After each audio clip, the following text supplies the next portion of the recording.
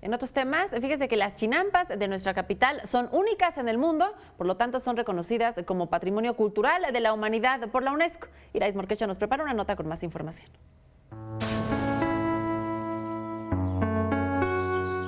Xochimilco es famoso por sus trajineras, canales y chinampas. Representan una forma de vida que data desde la época prehispánica.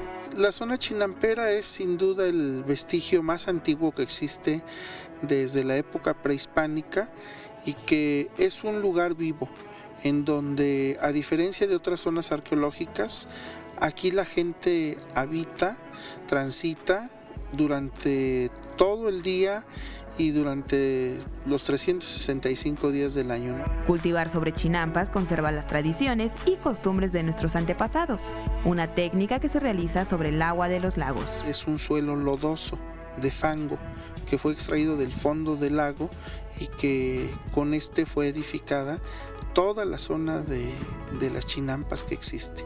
Son porciones de tierra que se extrae el lodo del fondo del lago y se clavan estacas junto con ramas. Una forma diferente de sembrar hortalizas como lechuga, espinacas, cilantro o diferentes tipos de flores que se dan cada temporada, así como plantas medicinales. El ahuejote y ahuehuete son especies que se tienen en la zona chinampera, además de otras endémicas. Todavía, como el ajolote, que está en vías de extinción desafortunadamente, el pez michpeto, la cocil, la rana.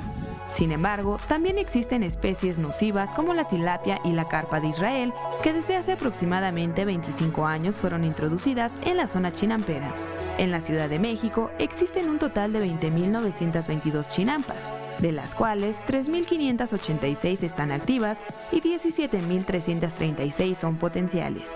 La zona chinampera de Xochimilco fue declarada por la UNESCO el 11 de diciembre de 1987 Patrimonio Cultural de la Humanidad. Con imágenes de Liber Rodríguez, Irais Morquecho, 21 Noticias.